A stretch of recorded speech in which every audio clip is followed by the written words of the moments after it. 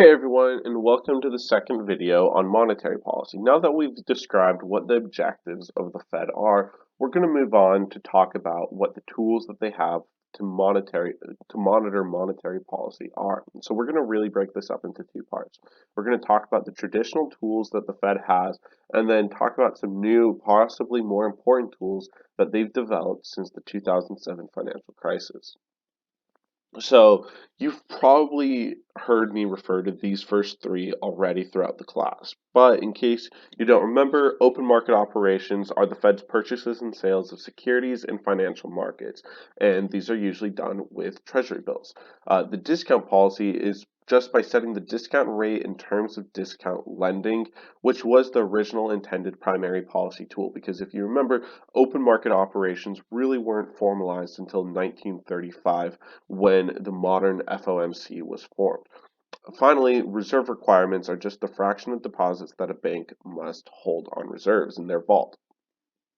So, when we look at these open market operations specifically, they are potentially problematic because while the Fed can set a target federal funds rate, the market will then react with the effective federal funds rate, which is usually more elastic than the long-term interest rates that the market has. So, if you look at this first graph in front of us, you can see the federal funds rate, and the market does generally move with the federal funds rate, but you can see all sorts of sub movements within the economy.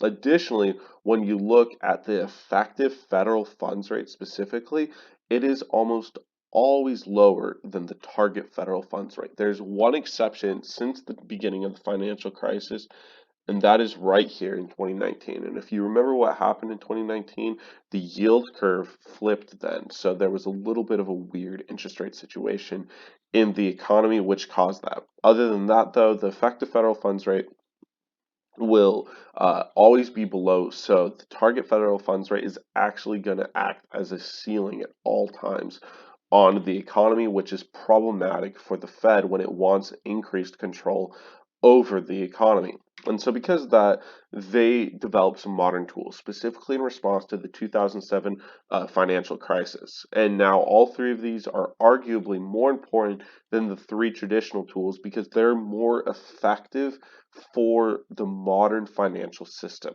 So, first, is if you remember, the Fed started paying reserve interest on bank reserves in 2008, and they pay that interest at the IOER rate, and that gives the Fed a good amount of control on what interest rates are in the economy because by increasing the IOER rate, it makes it more appealing for banks just to hold onto their reserves. Thus, they're going to lend out less, slowing the economy down a little bit.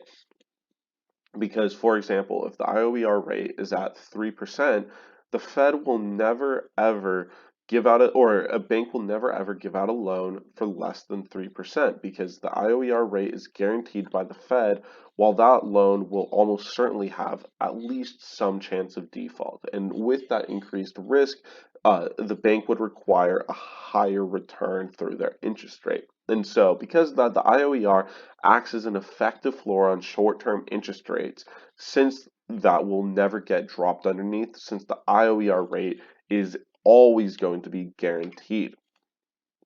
Now, the next modern policy tool is what we call the overnight reverse repo facility. And this is the exact opposite of a repo that we discussed earlier. It instead borrows funds overnight from a firm that purchases a security and repays it at what we call the ONRRP rate. So the acronym for overnight reverse repo. Uh, and so if you remember back, the traditional means of raising the short-term interest rate was to raise the target for the federal funds rate.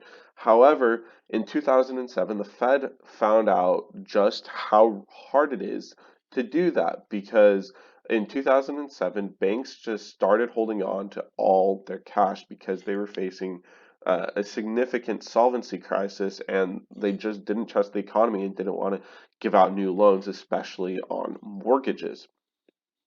And so when you have all these excess reserves that the banks are just holding on to, and not loaning out for anything, it doesn't really matter what the federal funds rate is at. You can slash it as much as you want, uh, and banks are still not going to do anything. And so what the Fed decided to do with these overnight reverse repo facilities is that by setting the ONRRP rate, they can change the interest rate that the market charges on repos. And so that means that by increasing the ONRRP rate, it increases the effective market interest rate even when there is not any high demand for loans in the market. So it's a more effective and efficient way of changing market interest rates.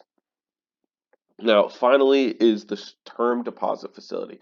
And this is basically just a short term certificates of deposits facility that is exclusively for banks. So you and I cannot deposit into the term deposit facility. And what the Fed does is they auction off the opportunity to deposit in the term deposit facility. And so by doing so, this temporarily reduces the reserves that a bank has, and the interest rate on the term deposits makes these deposits more or less appealing. So this is a more effective way of controlling the reserves in the U.S. economy than by just setting the reserves ratio, especially right now when you consider how much excess reserves the banking system has. You know, if you remember, we have a 0% reserve ratio rate, but still substantial excess reserves.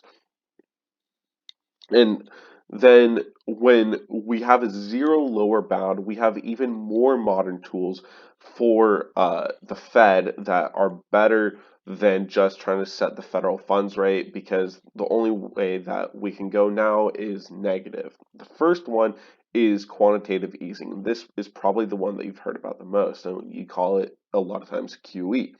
And QE is just open market operations focused on purchasing specifically long-term facilities. And by doing these QE, if you remember, the objective of original open market operations is to affect the market for bank reserves and the Fed funds rate. But when we hit a zero lower bound, open market operations are useless because we can't drop the effective federal funds rate even lower. And so, but long-term interest rates are still going to be above the federal funds rate, and they don't move with the federal funds rate as closely. And so QE directly targets long-term securities, specifically the 10-year T-bill, and in doing so, it can lower the rates on corporate bonds. So this is a way for the Fed to circumvent the lower bound on the federal funds rate for the short-term securities market to enter into the long-term securities market.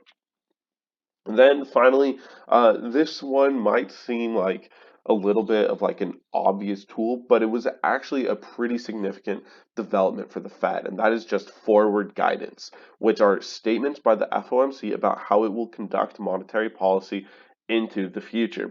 So if you look at like statements from the Fed, recently they said that they don't forecast or that they forecast interest rate increases in 2022. And this seems like obvious, but it was actually a pretty modern development where the Fed realized by setting forward guidance, then they can set expectations of how the Fed will act into the future. And so these intermediate and long-term securities, uh, they can effectively change these interest rates by giving people a future understanding of where interest rates are going to be so that they don't feel as exposed to interest rate risk. And that's a way of manipulating the long-term interest rate, and specifically by lowering it, since people are more worried about interest rate risk going up. And so these forward guidances and statements from the FOMC after each meeting are their way of indirectly manipulating long-term interest rates.